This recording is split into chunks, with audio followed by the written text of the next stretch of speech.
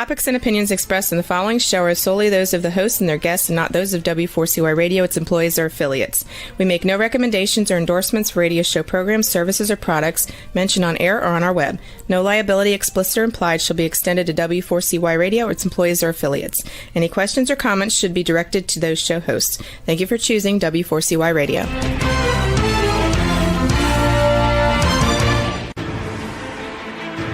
What's working on purpose anyway? Each week, we ponder the answer to this question. People ache for meaning and purpose at work, to contribute their talents passionately and know their lives really matter. They crave being part of an organization that inspires them and helps them grow into realizing their highest potential. Business can be such a force for good in the world, elevating humanity. In our program, we provide guidance and inspiration to help usher in this world we all want, working on purpose. Now, here's your host, Dr. Elise Cortez.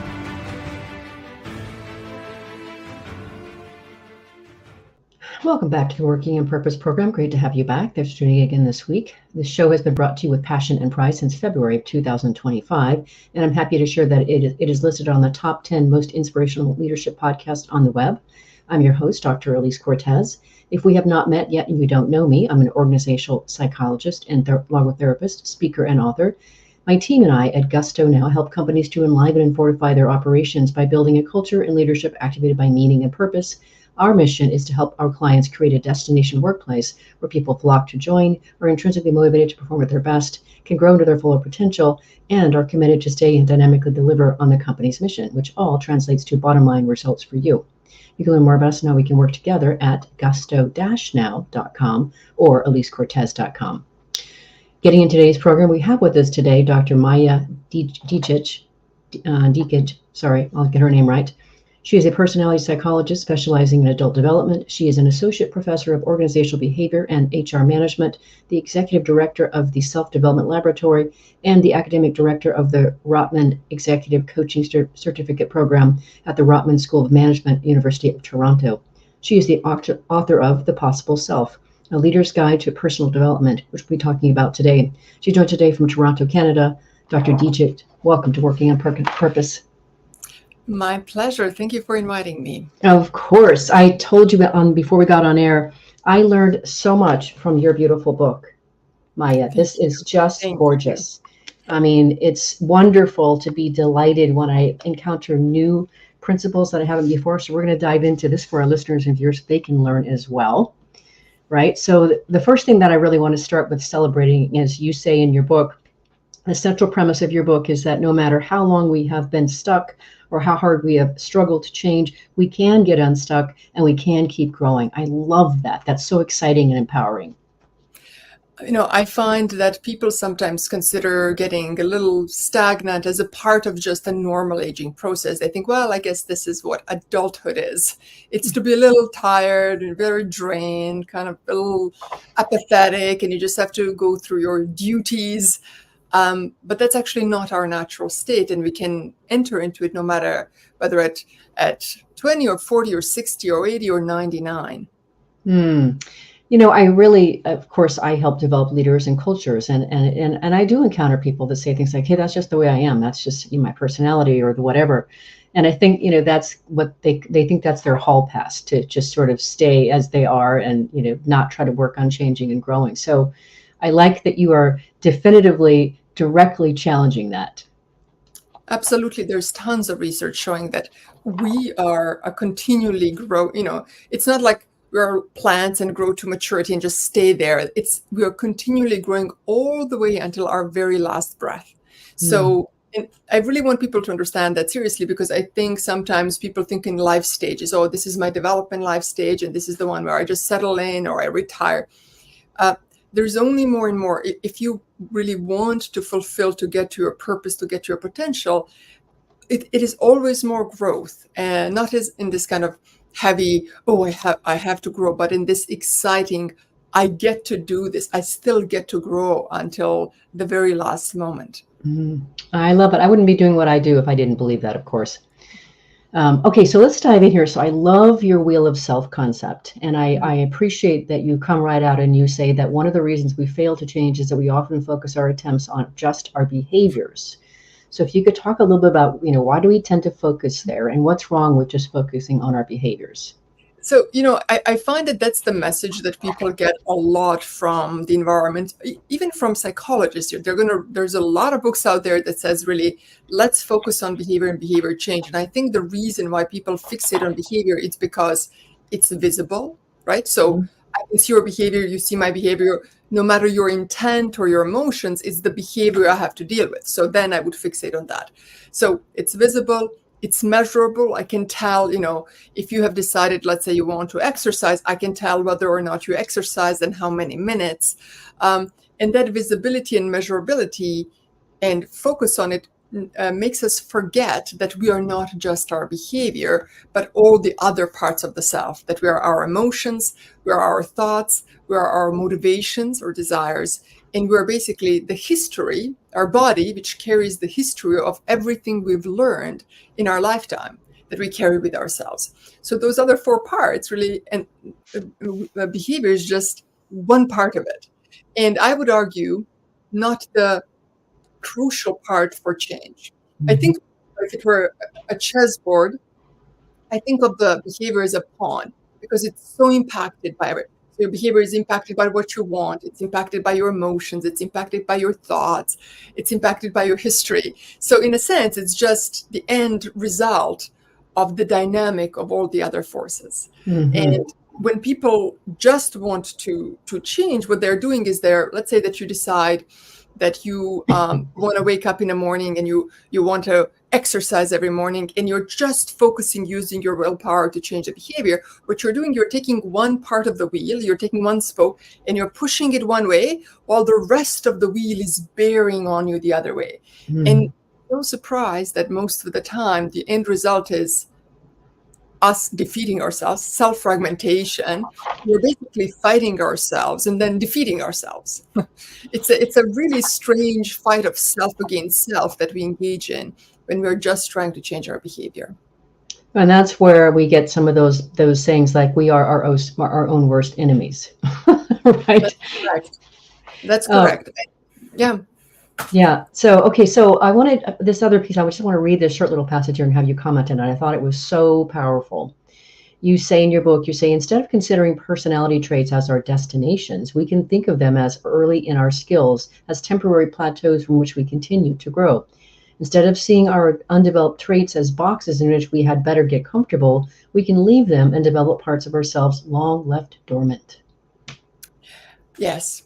We have misunderstood personality deeply. I have been trained as a personality psychologist, so my PhD is in personality psychology. And the level of misunderstanding we have gotten to is, I find, very destructive. So first thing is that personality traits are not genetic. Our temperament is, which is sort of physiological tendencies, sensitivities. And what they turn into is, what is personality? Some sort of stable way that we're with others for a period of time. And so what happens is, let's say you have, some sort of physiological predisposition. Let's say, I don't know, you're sensitive to sound, and you are landed in a family, which you don't choose. We're landed in a family, we're thrown into a family of musicians. Now, that family would take your sensitivity to sound to be a fantastic thing. And chances are you might develop it, might become a musician, become very extroverted. So your personality trait is it is a skill, early skill of dealing with your temperament in a particular environment. If you take the same temperamental tendency, which is sensitivity to sound, and we throw into a different family, let's say you pick academics who are writing all the time and they don't want to be disturbed by people making sound, well, then you're going to learn that the best way to be is just to withdraw from everybody else, right? And so then you would develop introversion. Or let's say that you are thrown into a family where people like to tease you a lot. Well, you might develop shyness. And so what I find is that early trait, what we think of personality trait, that's something we learn how to do in order to survive or flourish in our early environment. What I find, that box that we box ourselves in, when we say, I am, and then followed by something, it's like a little box that you stay in it, you end up preventing yourself from being able to do all sorts of things. So in my mind, our our potential, our purpose and potential are exactly on the opposite end of what we think. It's a set of skills we haven't learned yet. So if I'm an introvert and I know how to be by myself, my potential is knowing how to be with others. If I know how to be with others, I can also know how to be by myself. If I'm assertive, maybe I need to learn how to become agreeable. If I'm very agreeable, I can also learn to become assertive. So we realize basically that this thing of thinking that we are one box is a limiting, imprisoning us within these, rather commercially successful personality testing boxes that we end up staying inside. And the industry is worth something like $2.2 billion. And so, and it turns out not really to predict much, but it tells us who we are supposedly, and we're supposed to stay in our little box. I find that belief that we end up with ends up being very destructive, because if you don't know that you're not the box, well, you never try to get out of it. Right. I love that. It's, again, so empowering. I like to think that, for me, I love the way that I've seen my own development is I consider it like it's been a process of unfolding. And yes, there have been catalysts along the way that have really helped that. But I have delighted in how much I have grown and changed over my 5 decades. Just delighted by it. So I find it very encouraging. Sorry, my light is going just crazy. It's got a little bit of an issue going. I think it's tired, or maybe giving up the good fight.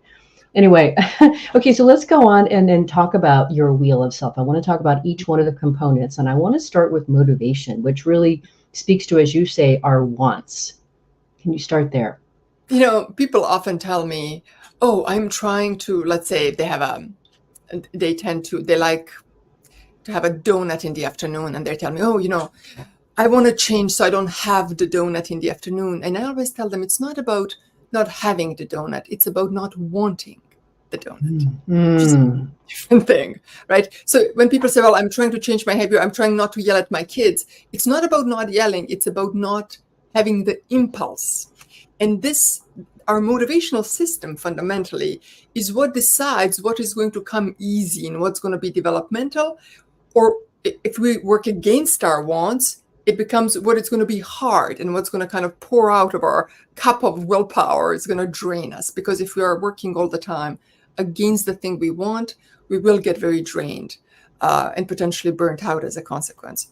So we need to think about, okay, this thing of wanting, how do we change the desire and to be aligned with our development and to know how to read our wants and desires, not in this kind of moralistic, this is a good thing to want, this is a bad thing to want, which people tend to do. They tend to say, sometimes when people raise children, they tell them, listen, here's a menu of what you're supposed to want in life. Right. Pick from your menu of wants, please, right? You can be these professions, you can have this kind of partner, here's where you can live. And what it kills is our wants are our desires are the only thread that we have towards our potential. So if we stop paying attention, we say, I'm dropping this thread, I'm just going to go what I think worked for other people, you lose that central connection to yourself that can guide you towards your development. So wants are very, very important to be able to get ourselves moving again. And I really appreciate how you kind of give us a kind of a roadmap here. You talk about how there's 4 steps. Step 1 is to identify your wants. What do you actually want? What do you desire? Number 2 is exploring them. There's some that you've overlooked for a long time or left behind. 3 is exploring opposing or destructive wants. That's powerful. I want you to speak to that if you would. And 4 is choosing what you want to focus on. So could you just a little bit of that, exploring those opposing and destructive wants? What do you mean by that? So, I present a hypothesis in the book that all wants, everything you desire, was at its origin developmental. Okay, and people find that unbelievable because they have the experience of wanting things that are bad for them. They want bad food, they want not to exercise, they want to engage in destructive or addictive activities. And what I tell them, that destructive or activity is not at the core, it's at the periphery of your motivational system. And it came about because something at the very core didn't get fulfilled. So if I've developed it, let's say that I'm not satisfied at work, and I develop a habit of drinking a couple of glasses of wine in the evening to forget about it, then that core, it's not the core want. So that destructive, potentially something that I'm doing that is not good for me, is pointing, I'm doing it in order to mask, to somehow try to get to that core want through a wrong method. And instead, I need to explore what is at the core of the thing do I want to be validated? Do I want to be seen and heard? Do I want to be loved? Do I want to engage creatively in my workplace in a way I haven't up to this point, right? What is that thing? And then note how, how if I don't have that, so unfulfilled want creates new layers of want that become increasingly dissociated from this developmental want at the core. So for example, let's say that I am addicted to shopping. So let's say at the core, I want acceptance and friendship and closeness. But I think that if I get the right kind of purse and the right kind of stuff, people will think I'm cool. That's one layer under. And then if I'm cool, they'll think that they want to hang out with me. And if they hang out with me, then I'm going to be accepted. You see how it's a whole set of layers. Something that I want at the periphery is pointing a finger. And I'm asking, look where the finger is pointing at the core. What do you want at the core? Because as soon as you fulfill it, that thing at the core is always developmental. Even when we look at very egregious, addictions, at the core, there's a desire to be loved. At the core, there's a desire to be accepted, to be validated, to engage creatively with the world in a meaningful way, all the kinds of things that you speak on your show. And if we don't fulfill that, what we develop is a culture in which we start wanting peripheral things that can't give us the thing that we are wanting. Beautifully explained, Maja, beautifully explained. All right, and on that note, let's let our listeners and viewers kind of reflect on maybe some of their wants while we take our very first break. I'm your host, Dr. Elise Cortez. We're on the air with Dr. Maja Djikic. She is the author of, sorry, I just lost that because my light is coming out here. She is the author of The Possible Self, a leader's guide to personal development, which is what we've been talking about. So far, we've covered one part of the wheel here, which is motivation. After the break, we're going to talk about behavior. Stay with us. We'll be right back.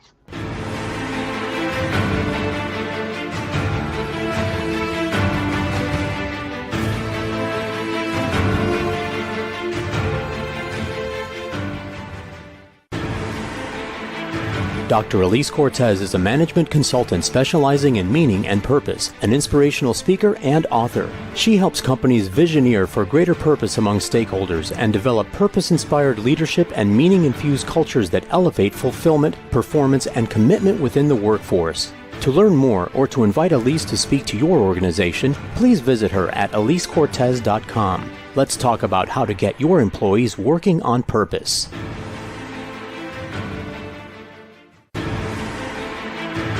This is Working on Purpose with Dr. Elise Cortez. To reach our program today or to open a conversation with Elise, send an email to Elise, A-L-I-S-E, at elisecortez.com. Now, back to Working on Purpose.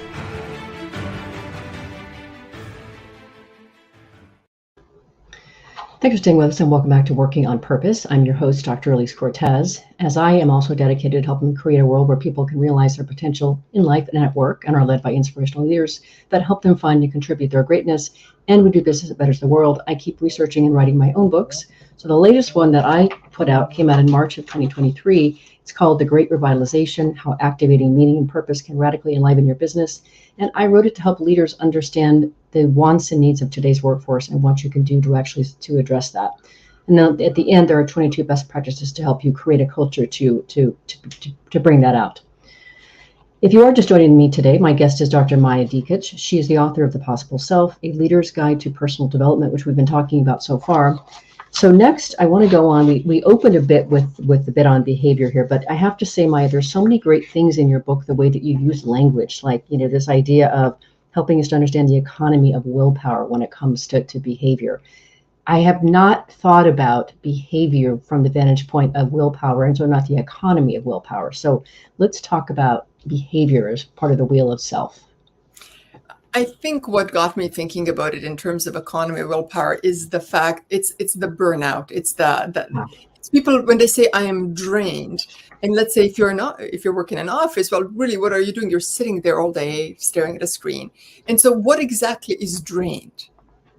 Right? It's not like we've been digging ditches for half a day. So what is being drained? So what is being drained is this other thing, which is the willpower.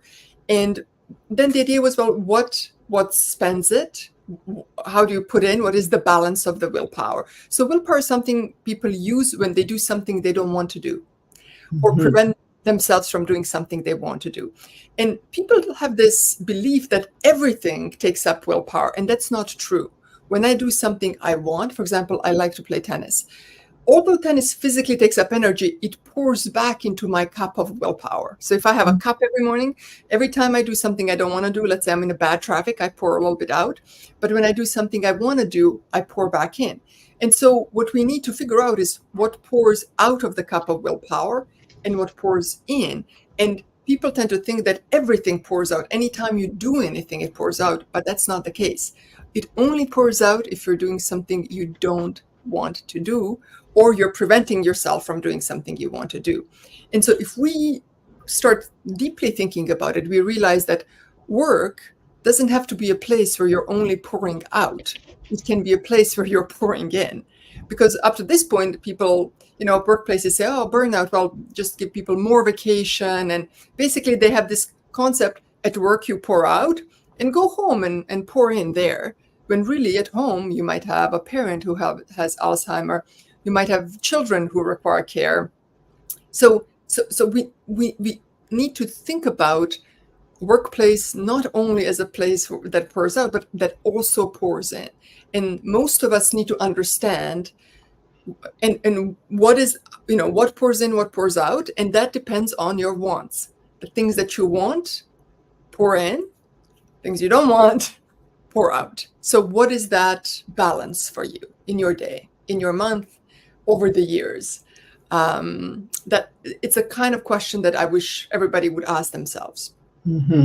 I'm smiling and laughing and enjoying this because so much of what I'm doing inside organizations is helping them create an environment in which people are better able to reach for their wants. They are energized because they're doing things that they're passionate about, that they love, etc. And so in so doing, they raise the whole vibration of the organization. So that's why I was kind of smiling when you were talking about that. It's like, oh yes, I know. Let's do this.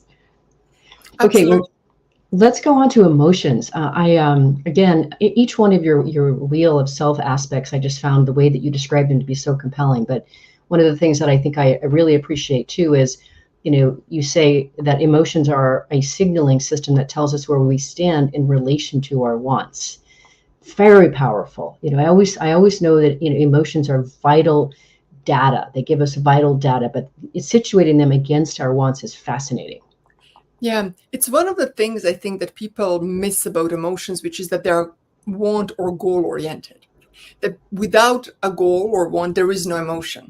And I think that the reason for it is that sometimes we think that emotion just come upon us like it's a weather.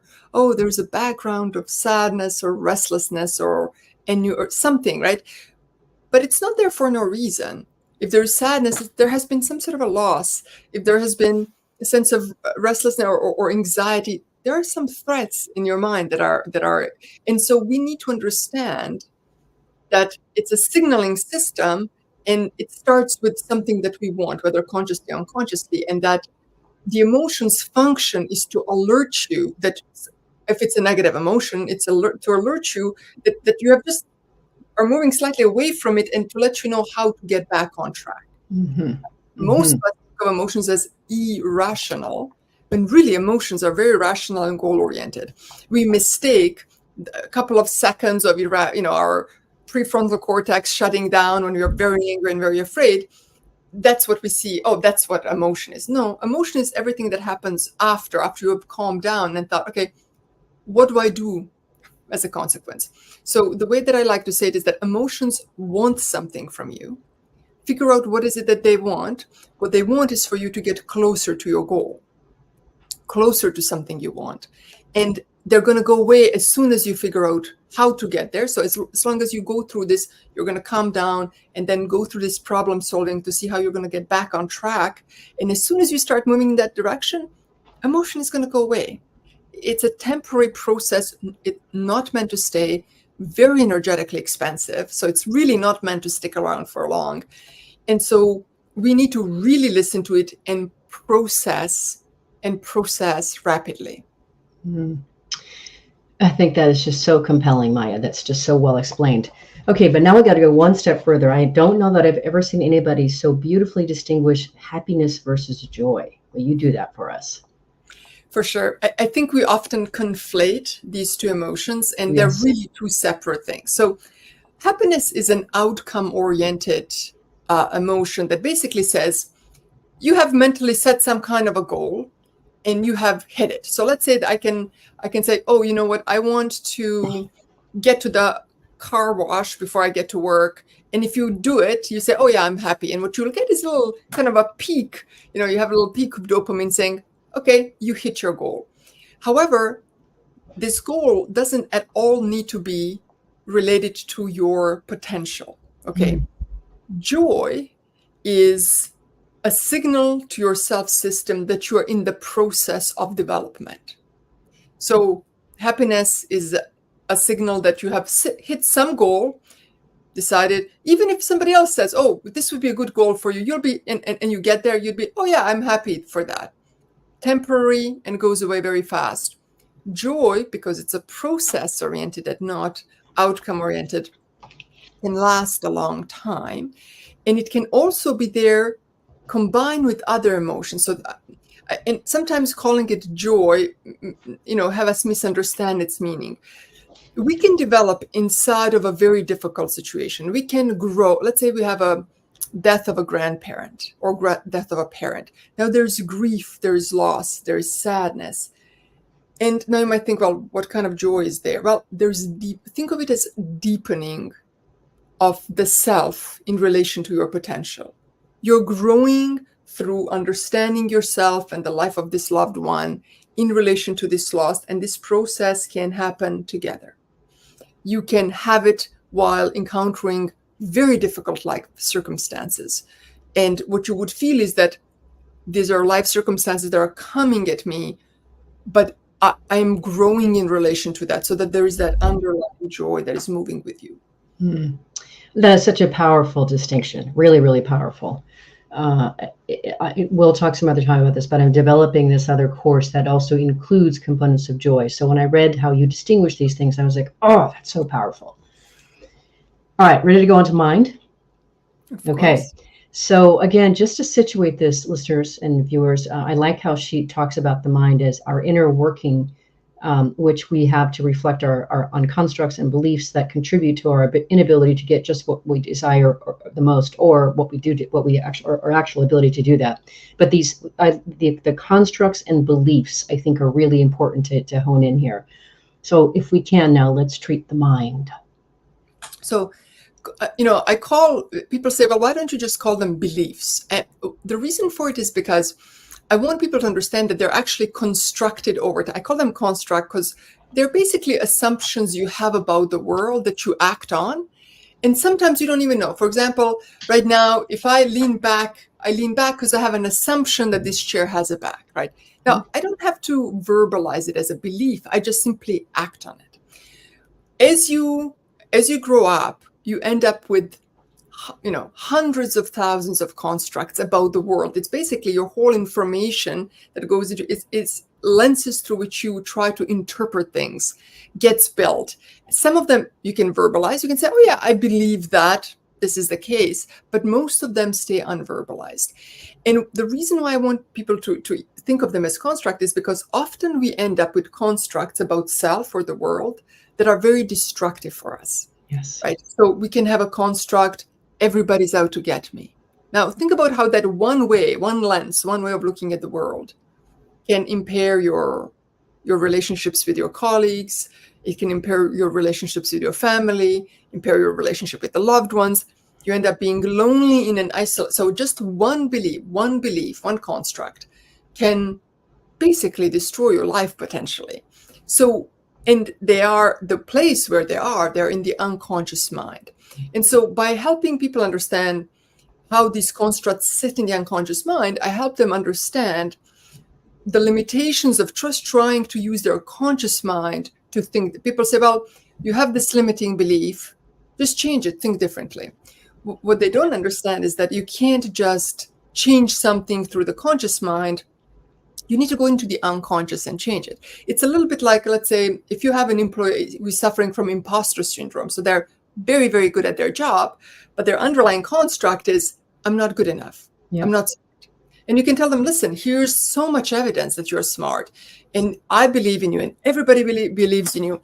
People often give behavioral advice. Well, why don't you just sit every night and write down all the things that you're so successful? Or why don't you practice positive affirmations? And I tell people, your unconscious processes information at 11 million bits per second, okay? Right. Conscious mind does it at 50 bits per second, which means that, you can try to give yourself positive affirmations, but in any moment of stress, your unconscious mind is going to flood you with thoughts of not being good. So you can be, I'm good enough, I'm good enough, I'm good enough, but then you have to go to sleep. The conscious mind does not, and the unconscious has. So when we need to change something, we need to change it in the unconscious, right? So not that we behave as if we have self-esteem, or we try to ignore the voice that says you're not good enough. No, we go to the place that created I'm not good enough, and we make it go away. That's so incredibly powerful. The mind, there's so much work to be done there. Okay, let's grab our last break here, Maja. We've been on the air with Dr. Maja Djikic. She is a personality psychologist specializing in adult development. She is an associate professor of organizational behavior and HR management, the executive director of the Self-Development Laboratory, and the academic director of the Rotman Executive Coaching Certificate Program at the Rotman School of Management, University of Toronto. We've been talking through her Wheel of Self concept here. And last we were just talking about the mind. After the break, we're going to talk about the body. We'll be right back.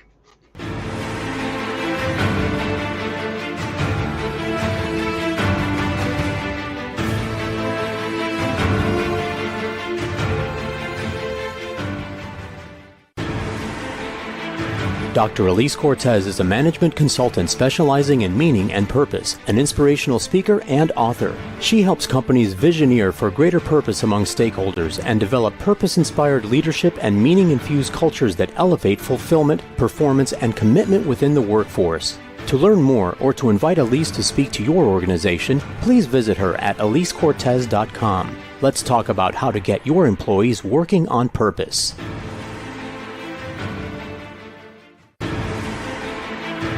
This is Working on Purpose with Dr. Elise Cortez. To reach our program today or to open a conversation with Elise, send an email to Elise, A-L-I-S-E, at elisecortez.com. Now, back to Working on Purpose.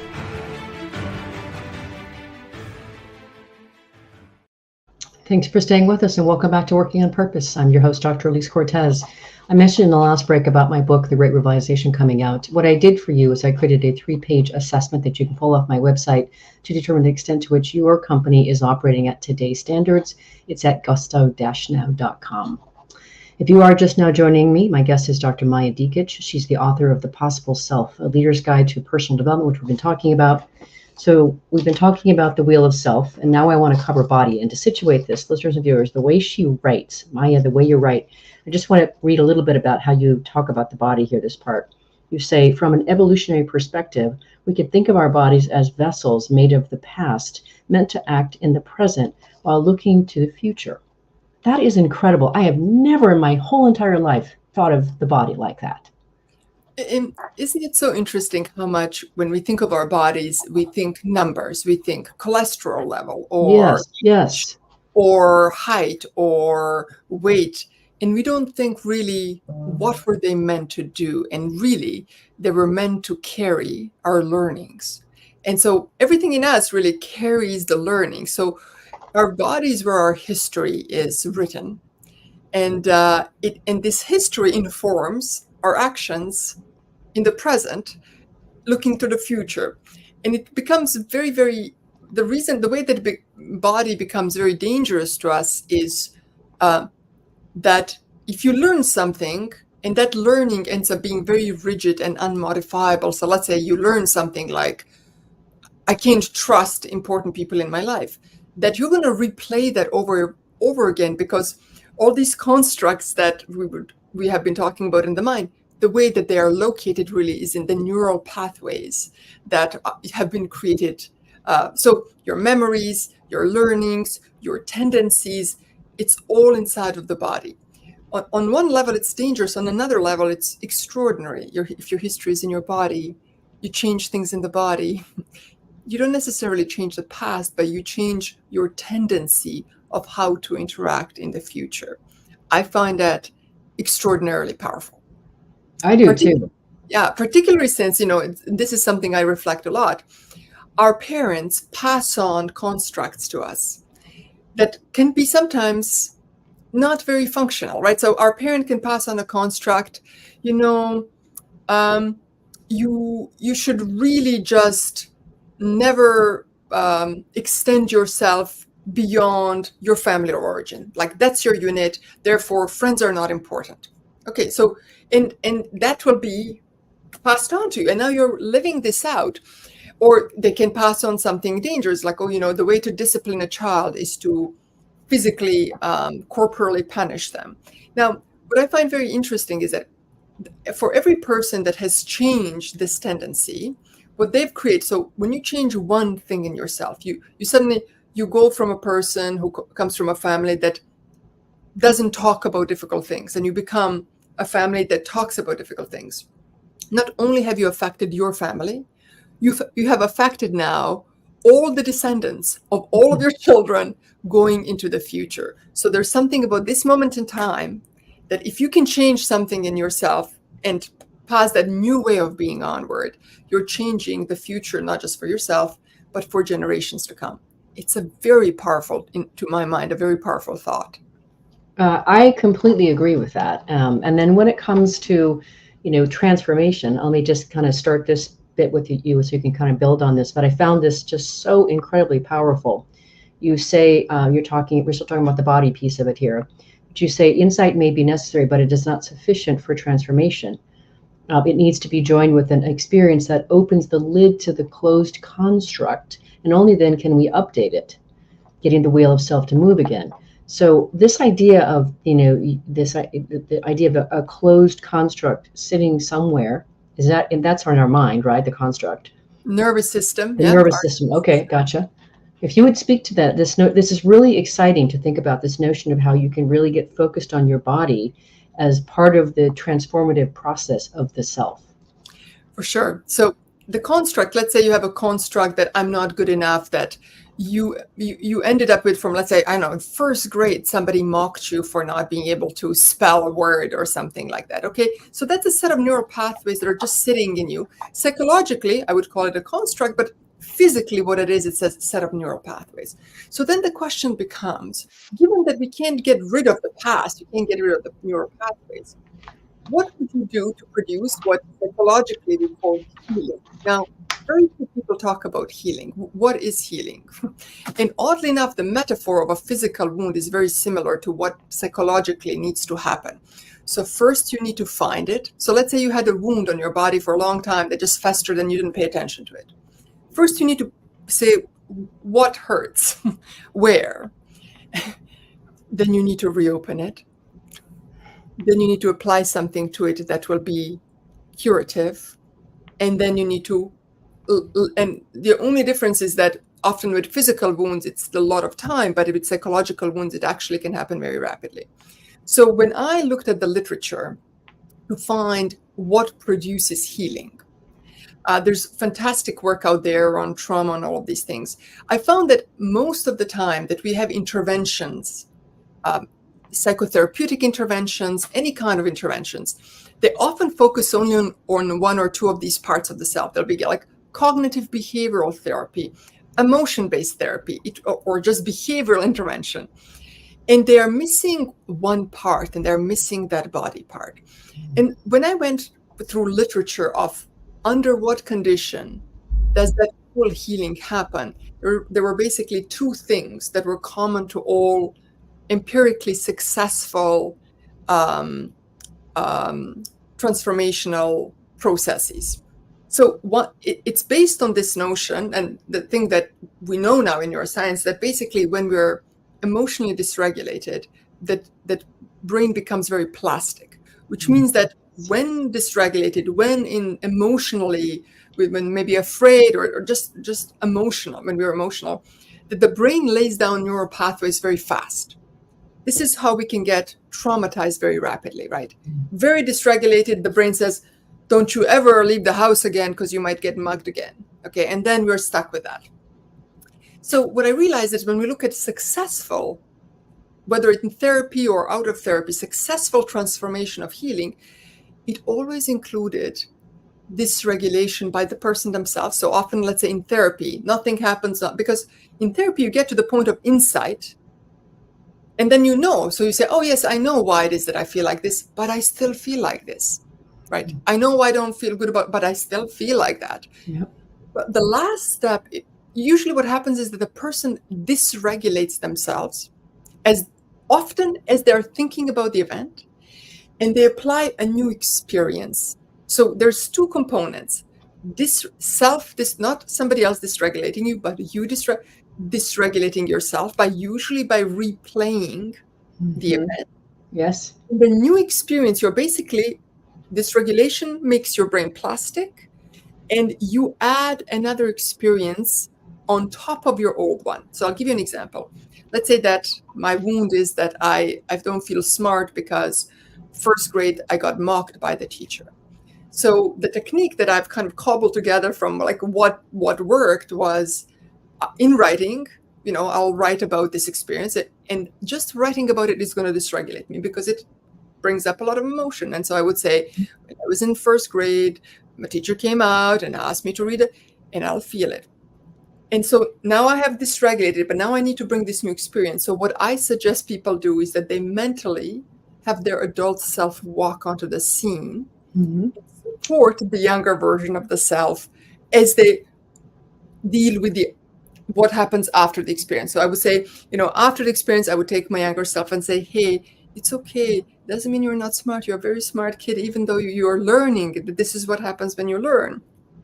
I sometimes even have people include, like, give a little talking to your teacher and say, you know what, that's kind of inappropriate for a teacher to be mocking at. The point is, what are you doing? You're taking this set of neural pathways inside of your body, and you're not removing what has been, but you're adding what you needed at the time to have the construct healthy and open, which is sometimes I make mistakes, and that's okay. It doesn't make me stupid. It just means that I'm learning. That's an open construct. We add that on top of the other one. So when that happens very rapidly, what you see within a couple of days, people experience great relief. And basically what they've done is they've gone into the unconscious and changed something there. Don't come up anymore. There's no voice in the background saying, oh, you're not good enough. They have healed. And I find that possibility of healing and knowing how to do it yourself, or if you want, you can do it with somebody else, with a coach, with a therapist, whoever. But what's really empowering is to know that how healing happens, that it's possible to do, that it doesn't take a lifetime to heal. The way we say time heals everything. No, it doesn't. You can, if you have an unprocessed wound, psychological wound, you can be 95 and still have a wound from the first grade. Very frequently happens. So this process I find very empowering, and it produces that move that allows the whole wheel of self to suddenly start moving in developmental direction. I feel like I spoke a little bit too much. Tell me. No, I'm hanging on every word. I'm so enthralled with how you have really helped me understand the body aspect in the wheel of self. I know you've said this already, but again, I want to read it again for our listeners and viewers because your language is just so beautiful. And then if you would speak to the future piece of what I'm going to read here. But you're talking about the two functions. The first function, of course, is that we want to be able to move to our wants. We say, unlike plants, we can actually go move our bodies toward our wants. And then you say the second function of our body is to carry our past, which we've been talking about.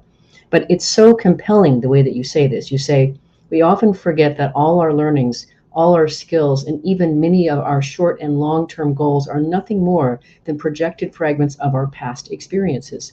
They are carried by our brain and nervous systems, as well as the muscles, joints, organs, blood cells, immune cells, and many other constituents of the body whose actions in the present moment are altered by the memory of the past.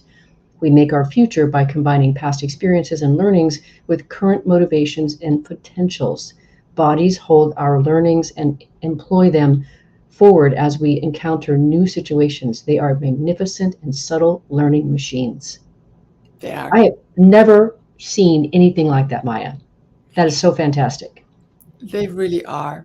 And if we carry something, if we carry a wound that prevents the body from being able to do what it needs to do to carry us to our potential, it's like carrying a sack of stones on your back. This is our baggage. This is our things that we can let go, so we can allow the body to do what it's best at, which is start to get us, continue to get us moving towards our potential, our never-ending work. Because every time you fulfill that potential, guess what happens? A whole new set of potentialities opens up for you, and on you go.